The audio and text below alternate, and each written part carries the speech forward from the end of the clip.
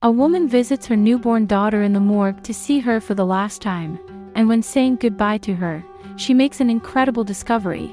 It is the most surprising discovery that left the entire world shocked. If you watch this video until the end, I assure you that you will feel like you are on a real emotional roller coaster. To begin, we have Analia Lucia Wood, an Argentine woman who, after having given birth to 4 of her children, became pregnant with a 5th child who would be a girl. Both she and her partner Fabian were very excited, but at the same time, they were also very worried and just wanted everything to go well, so as not to go through the hard time of losing a child again like the last time. But unfortunately, she began having contractions when she was just beginning 26 weeks of gestation, so when her water broke, she was transferred to a hospital in northeastern Argentina. They couldn't believe what was happening. The baby was still too small to be born. Although little Lucia decided to be born on April 3, 2012, even without being prepared, since the birth was almost 3 months early. But she was so tiny that she barely weighed 1 kilo and 500 grams, but the most serious thing of all was that apparently her lungs were not yet mature to breathe on their own, and she gave no signs of life. The doctors attended to her and immediately tried to resuscitate her, not only them, but they were also accompanied by a neonatologist whom they called, but they were also unable to detect any vital signs in little Lucia. Upon seeing that she had been born lifeless, they officially declared her dead, issuing a death certificate, even before they had issued a birth certificate. Her delicate little body was wrapped in cloth and placed in a small wooden coffin. On the other hand, Analia was anesthetized the entire time due to the complexity of the intervention, and she did not realize everything that had happened until a long time after the birth had ended. Upon waking up from anesthesia, still not remembering what she was doing there, she receives the heartbreaking news that left her completely defeated. She couldn't believe that she was going through something like that again and that she had lost her little daughter. Everything happened so fast that she still felt dazed, and she just wanted to check if her daughter was really not alive. She felt a strong urge to go see her little daughter and take a photo of her for the funeral service. When she told her husband about her wish, she made him and her brother please her and take her to the morgue to fulfill her wish, for that they got permission from the doctors. 12 hours had already passed since Lucia's birth. Imagine how Analia must feel being still weak and susceptible from childbirth, and all the pain that a mother feels after having gone through the emotions of losing a child. It was very heartbreaking for Analia and her partner Fabian, when in the morgue, they located the small coffin that contained Lucia's little body, that when they opened the drawer it was already sealed with nails, and that the only way to open the small wooden chest was with a lever, so they used one, and by using force, Fabian managed to open the coffin. When Analia looked into the box, she looked with deep sadness at her little girl's tiny body and then reached out to touch her tiny fingers, and while she slowly and gently slid her hands along the fabric that covered her body, suddenly Analia managed to hear a small scream, and discovered something unimaginable. She saw those beautiful, big, bright eyes of her daughter looking at her, leaving her completely shocked. At that moment she jumped back, because she couldn't believe it. So she was confused. She repeated over and over again, "It's my imagination, it's my imagination." However, the screams continued and there was her baby, more alive than ever. Lucia, at the same time, also fixed her gaze, with eyes as if they wanted to speak and tell her mother, "Here I am, come for me." So Annalie and her husband were stunned, while Annalie's brother reacted and quickly ran with her little girl in her arms to take her as quickly as possible to the neonatal ward, putting her safely in the hands of the nurses. The baby was frozen, like a stone of ice, clinging to her arms, searching with her mouth for the warmth of her mother's breasts. There could be no more faithful confirmation that she was more alive than ever. She was quickly admitted to the intensive care unit to warm her little body and administer some oxygen, to later feed her and perform the necessary tests to find out if the stay in the morgue refrigerator would have caused her any harm. Now, we have to ask ourselves how all this could have happened.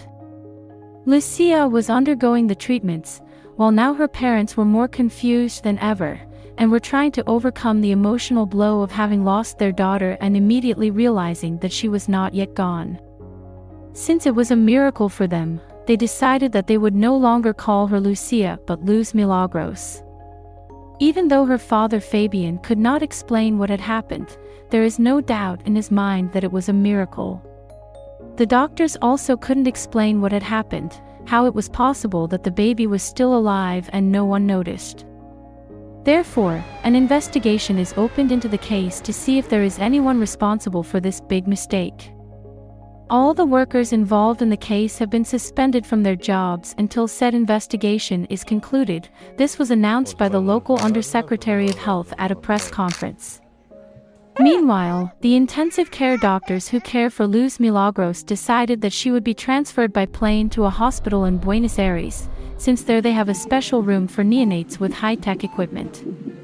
However, after a couple of days, everyone has a great scare again, since Luz Milagros stops breathing, since her heart stopped after a hemorrhage in the lungs, but they managed to save her again after cardiopulmonary resuscitation time.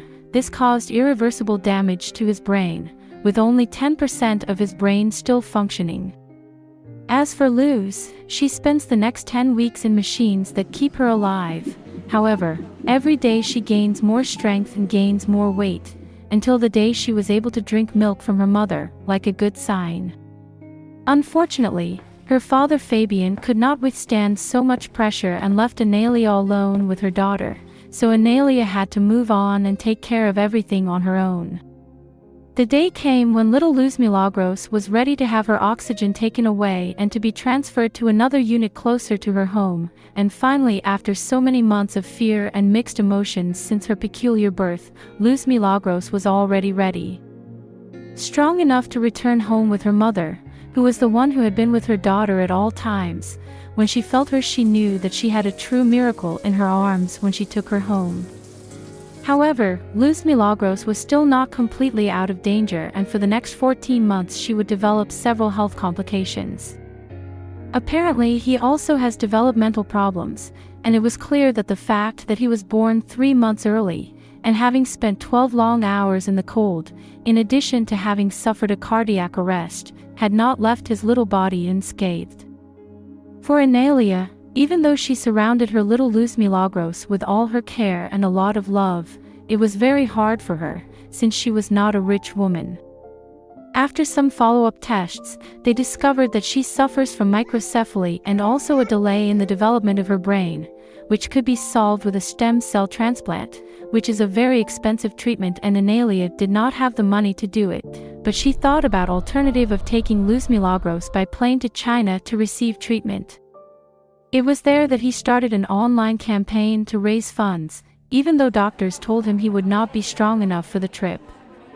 Then a couple of months after her first birthday, her health suddenly began to deteriorate, and at the end of June she suffered cardiac arrest again, and Analia took her to the hospital again, but from there Luz Milagros connected to an artificial respiration system, but remained in critical condition for several hours, the artificial respiration system no longer appearing to work. And that's how the miracle baby couldn't take it anymore and unfortunately died.